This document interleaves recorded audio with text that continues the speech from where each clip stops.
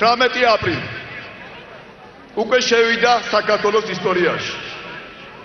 დღეს თქვენ აქ მოგზანებით ისტორიას ჩააბარეთ საფრთხე, რომლის წინაშე საქართველო იდგა. ამ დღის მერე ვერავინ, ვერც ივანიშვილი, ვერც მისი მინისტრები, ვერც ვლადიმერ პუტინი და ვერავინ ვერ გაბედავს იოცნებას, რომ საქართველო ოდესმე დაშორდება ევროპას. დღევანდელი ვერც ერთი პოლიტიკური ლიდერი ვეღარც გაიფიქრებს სიზმარში, რომ ხო არ დავბრუნდეთ უკან. ჩვენ დღეს გავიმარჯვეთ, დღევანდელმა ხელისუფლებამ დაინახა, რომ საქართველოში არის ძალიან ბევრი ხალხი, ვინც არ დაუშვებს საქართველოს უკან დაბრუნებას და დღევანდელ დღეს დაესვა წერტილი ნებისმიერ საფრთხეს. მე ვარ ბედნიერი კაცი, იმიტომ რომ როდესაც 90-იან წლებში დაიწყო ეროვნული მოძრაობა, 200, 300 და 1000 კაცი გამოდიოდა და საქართველოს დამოუკიდებლობისკენ იბრძოდა. დღეს 2013 წელს როცა დადგა ეჭვის ქვეშ საქართველოს ორიენტაცია, 10,000-ობით ადამიანი გამოვიდა თბილისის ქუჩებში. ამიტომ მე ვაფრთხილებ დღევანდელ ხელისუფლებას.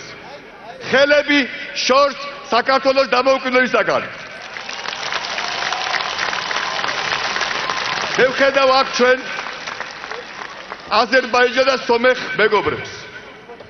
მე ვარ ბედნიერი, რომ დღეს ჩვენ ერთად საქართველოში მცხოვრები ყველა ეთნიკური ჯგუფი, ყველა რელიგიის წარმომადგენელი ვდგავართ ერთად და ვიცავთ ჩვენ საქართველოს. და ყველამ ერთად ჩვენი ხელის გასაგონად შევძახოთ საქართველოს საქართველო, საქართველო.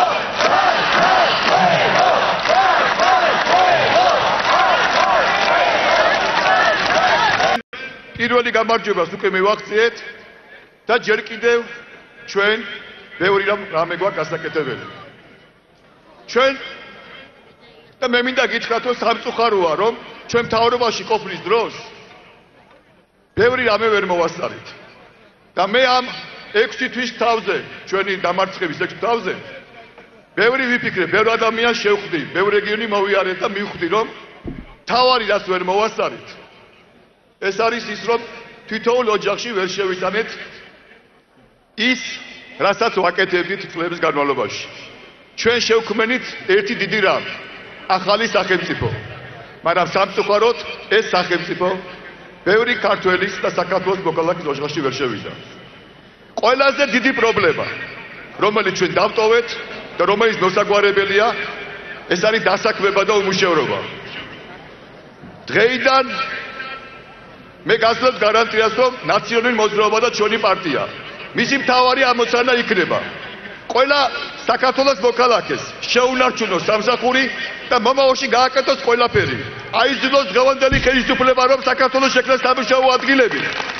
და თუ ეს ამას არ გააკეთებს, მაშინ ჩვენ შევსვლით ამ ხელისუფლებას და ჩვენ მოვალ ხელისუფლებაში და ჩვენი მთავარი ამოცანა გახდება, რომ საქართველოში არ იყოს არც ერთი ადამიანი უმუშევარი. მე მიმართავ ბიძინა ივანიშვილს, რომელმაც მოიპოვა ხალხის მხარდაჭერა. თავი დაანებოს გრევას. ის ვერაფერს ვერ დაანგრევს. აი ეს ხალხი არ მისცემს მას დაგრევის საშუალებას. მე მოუწოდებ მას, რომ მთელი თავისი დრო, ენერგია და თუ კიდე თავისი ფული მოახმაროს საქართველოს კეთილდღეობას, ჩვენი ხალხის კეთილდღეობას, ეკონომიკის აღორძინებას, თავი დაანებოს გრევას. თუ ბიძინა ივანიშვილი საქართველოს ისტორიაში უნდა დარჩეს ადამიანი, რომელმაც თუნდაც რაღაც გააკეთა, მას აქვს ამის შანსი. პატარა, მაგრამ მაინც აქვს შანსი. და ჩვენ მზადა ვართ თუ ამას გააკეთებს, ხარი შეუწყოთ. მაგრამ ჯერჯერობით ამ მთავრობას არაფერი ტყუილის, შანტაჟის, დაშანტაჟების, ზეწოლის, მედიის კონტროლის, კომპრომატების გამოყენების არ გაუკეთებია და ამ გზით ბიძინა ივანიშვილი შეიძლება ჩაეწეროს არაპოპულარი პოლიტიკოსების სიაში და არ მიეცეს მას საშუალება ბოლომდე მიიყვანოს საკუთარი ვადა. ამიტომ საქართველოს ინტერესებშია ყველანი დავდგეთ ერთად, ვაიძულოთ მთავრობა რომ თელი თავისი ენერგია მოაყოლოს საქართველოს კეთილდღეობას. ჩვენ მართლები ვართ. ჩვენ ბევრი ვართ. ჩვენ დიადი იდეები გვაქვს. ჩვენ კეთილშობილი ამოცანები გვაქვს და ჩვენ გვაქვს დიდი გამოცდილება.